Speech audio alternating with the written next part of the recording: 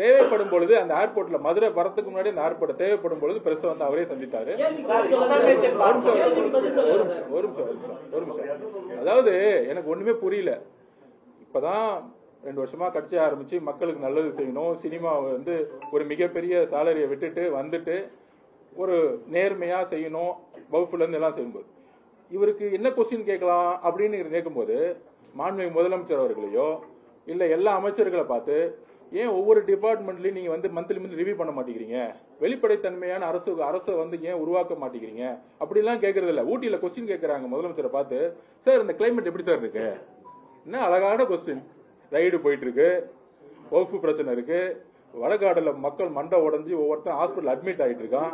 அங்க SP statement கொடுத்து ஹைகோர்ட்ல வந்து ஹைகோர்ட் வந்து கண்டெம் பண்ணிட்டு இருக்கு கவர்மெண்ட்ல ஒயிட் காலர்னு சொல்லிட்டு கலெக்டரை திட்டிட்டு இருக்காங்க. ஆனா உங்க மீடியா நண்பர்கள் என்னமா சொல்றாங்க, சார் ஊட்டி கிளைமேட் எப்படி சார் இருக்கு?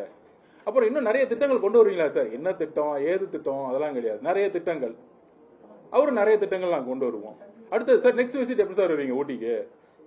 உடனே அவரும் கூடி சீக்கிரத்துல வருவேன். என்ன ஒரு பிரஸ் கான்பரன்ஸ் நீங்க நடத்துறீங்க? ஆனா வரதுக்கு முன்னாடி எங்களை பார்த்து இவ்வளவு கொஸ்டின்ஸ், என்ன பண்ண போறீங்க, என்ன செய்ய போறீங்க, எப்ப மீடியா தோழர் நல்லது செய்ய வரோம்.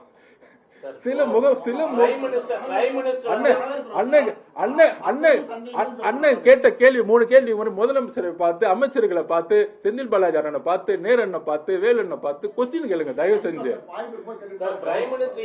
அப்ப வாய்ப்பு இல்லையா? திருநாள் ஒரு நிமிஷம். அப்ப உங்களுக்கு வாய்ப்பு இல்லையா? உங்களுக்கு வாய்ப்பு கேட்கல. எந்த சேனல் நீங்க? எந்த சேனல் அண்ணன்? உங்களுக்கு வாய்ப்பு கிடைக்காம இருக்குமா புதிய தலைமுறைக்கு?